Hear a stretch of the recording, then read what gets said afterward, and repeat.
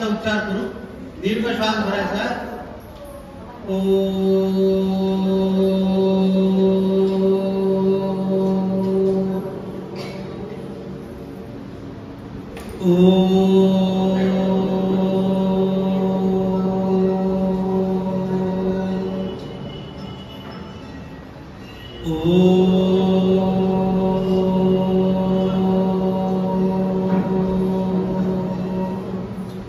ओ सर्वांना ओम.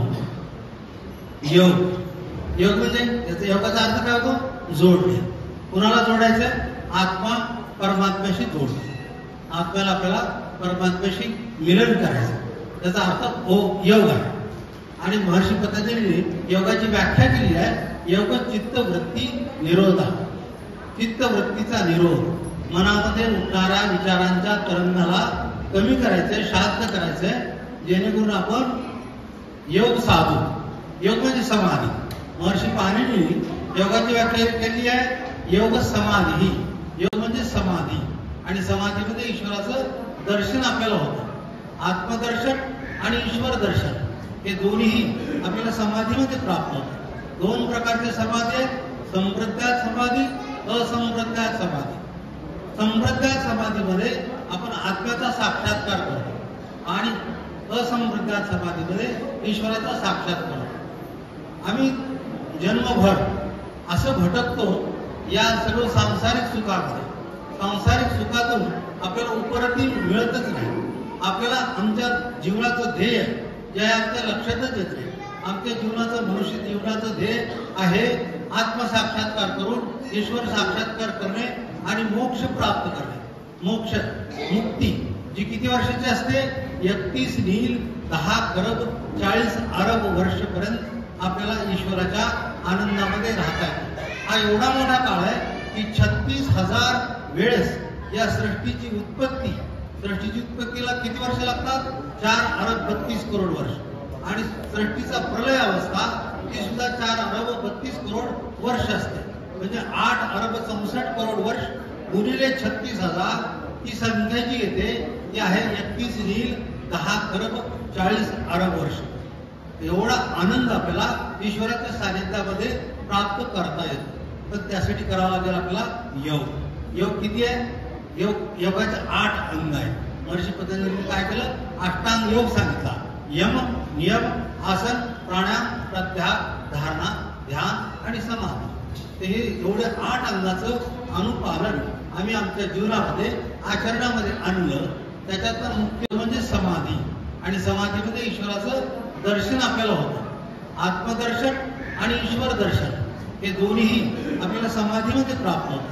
दोन प्रकारचे समाधी आहेत. संप्रज्ञात समाधी, असंप्रज्ञात समाधी. संप्रज्ञात समाधीमध्ये आपण आत्म्याचा साक्षात्कार करतो आणि असंप्रज्ञात समाधीमध्ये ईश्वराचा साक्षात्कार करतो. आम्ही जन्मभर असं भटकतो या सर्व सांसारिक सुखामध्ये. सांसारिक सुखातून आपल्याला उपरती मिळतच नाही. आपल्याला आमच्या जीवनाचं ध्येय जे आहे आमच्या लक्षातच येत नाही. आमच्या जीवनाचं, मनुष्य जीवनाचं ध्येय आहे आत्मसाक्षात्कार करून ईश्वर साक्षात्कार करणे आणि मोक्ष प्राप्त करणे. मोक्ष, मुक्ती जी किती वर्षाची असते? 31 नील 10 खरब 40 अरब वर्षपर्यंत आपल्याला ईश्वराच्या आनंदामध्ये राहता येते. हा एवढा मोठा काळ आहे की 36,000 वेळेस या सृष्टीची उत्पत्तीला किती वर्ष लागतात? 4 अरब 32 करोड वर्ष. आणि सृष्टीचा प्रलय अवस्था ती सुद्धा 4 अरब 32 करोड वर्ष असते. म्हणजे 8 अरब 64 करोड वर्ष गुणिले 36,000 ही संख्या जी येते ती आहे 31 नील 10 खरब 40 अरब वर्ष.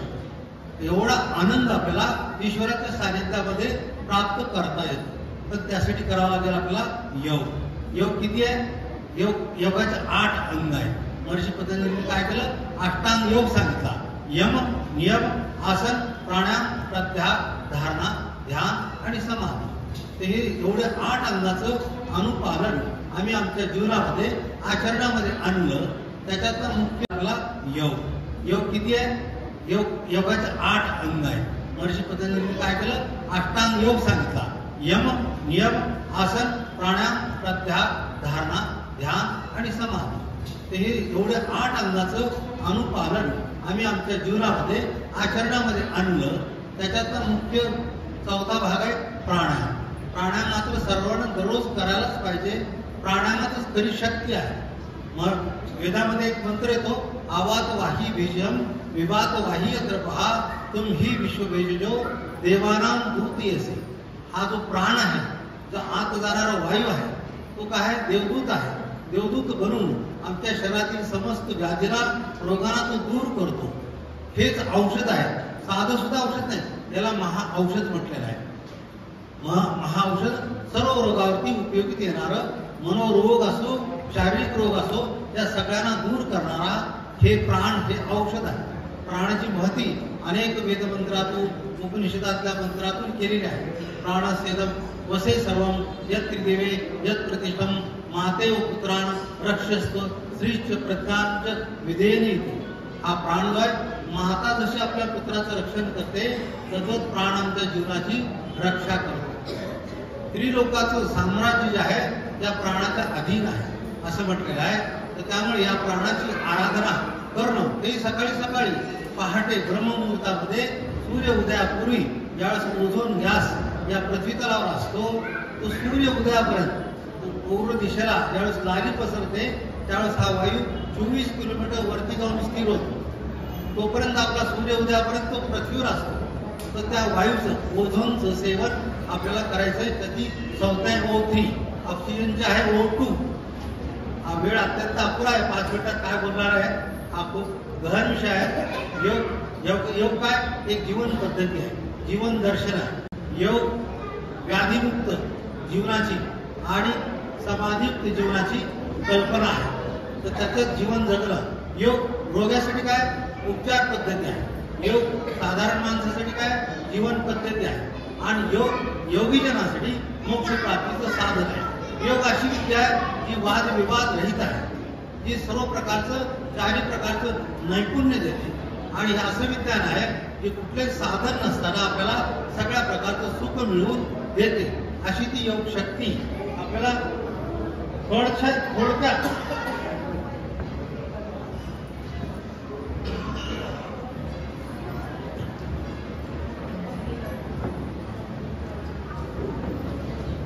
एक पॅरेग्राफ फक्त वाचून जाते. योगाचं सार जे आहे ते एका पॅरेग्राफ मध्ये आहे.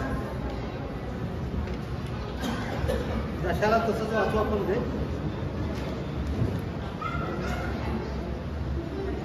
योग करणं, योग म्हणजे नुसतं प्राणायाम नाही. योगाचे जे 8 अंग आहेत, यम नियम आसन, अहिंसा, सत्य असते, ब्रह्मचर्य, अपरिग्रह, नियम सुद्धा 5 आहेत. शौच, संतोष, तप, स्वाध्याय, ईश्वरपणे दान, हे सगळं करायला पाहिजे.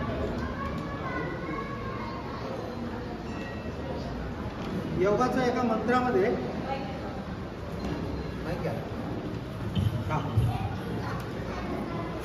योगाची मुक्ती, माता के गर्भ से जन्मे पशुवत मानव को योग मनुष्य बनाता. योगाने काय बनतो? मनुष्य बनतो. पशुवत असतो जन्मला जाण्यास. योग में वह अदम्य शक्ति है कि वह मानव में मानवीयता को स्थापित करता है. मानव इतिहास के आदि काल से ही ऋषियों, महर्षियों, मुनियों, महामुनियों, महापुरुषों, योगाभ्यासियों व साधक भक्तों द्वारा योग को जीवन का अभिन्न अंग बनाया गया और परमात्म तत्व का साक्षात्कार करके आत्मतृप्ति, आत्मसंतोष, आत्मनिर्भयता, आत्मस्वातंत्र्य, आत्मानंद को प्राप्त किया. योगाच्या अनुष्ठानाने काय होतं? महर्षी पतंजलींनी सांगितलं आहे. योगानुष्ठानात अशुद्धी क्षय ज्ञान दीप्तिरा विवेक ख्याती. अर्थात योगाच्या 8 अंगाचे अनुष्ठान आचरण करण्याने अविद्येचा नाश आणि ज्ञानाचा विकास होत जातो. जोपर्यंत मुक्ती होत नाही तोपर्यंत हा ज्ञानाचा स्तर वाढतच जातो. असा योग आपल्याला करणं अत्यंत आवश्यक आहे. योगाचं सगळं मर्म या अभ्यास करून हा ग्रंथ मी मराठीत केलेला आहे. आपल्या मराठी भाषिकाच्या उन्नतीसाठी, आत्मोन्नतीसाठी मराठीतून प्रत्येक सूत्राचा अर्थ 195 सूत्र आहे. त्या 195 सूत्राचा गहन अभ्यास करून हा ग्रंथ लिहिला आहे. कृपया धनाशक्य त्यांनी घ्यावं, वाचलं, स्वाध्याय केला तर आपल्या जीवनामध्ये निश्चित उन्नती जरूर होईल असा माझा आत्मविश्वास आहे. हे पुस्तक घ्या. दुसरे तत्व आहे यज्ञ तत्व. यज्ञ सुद्धा अशीच त्याची महिमा. यज्ञमय श्रेष्ठ कर्म असं म्हटलेलं आहे. यज्ञ श्रेष्ठ कर्म आहे. आपण कधीतरी करतो लग्नामध्ये कुठल्या तरी प्रसंगानुसार थोड्याशा विधी करतो, पण तो दररोज करायचा विधी आहे. दररोज केलं आपल्या घरातलं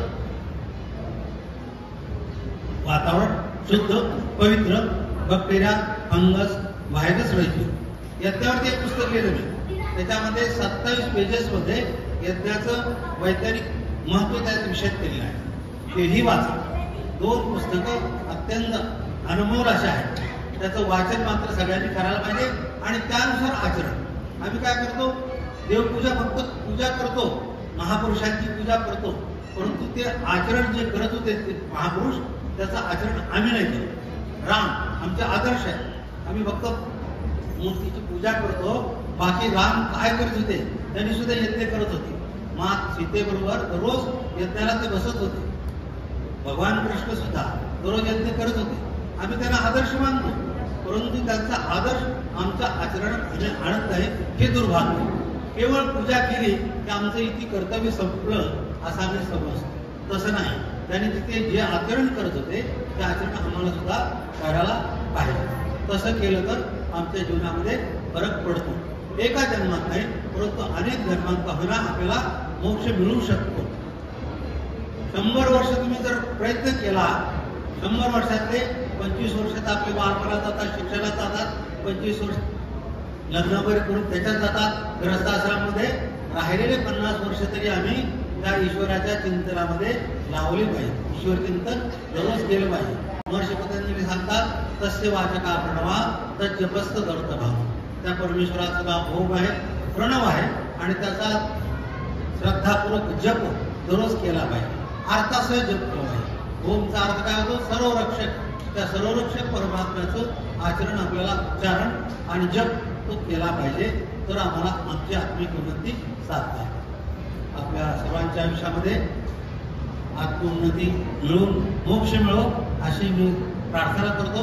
आजच्या या कार्यक्रमाला आयोजकांनी मला निमंत्रित केलं त्याबद्दल मी त्यांचे आभार मानतो. आणि आज संत शिरोमणी नरहरी महाराज यांची पुण्यतिथी, त्यानिमित्त त्यांच्या चरणी कोटी कोटी वंदन, प्रणाम. आपल्याला सर्वांना प्रणाम.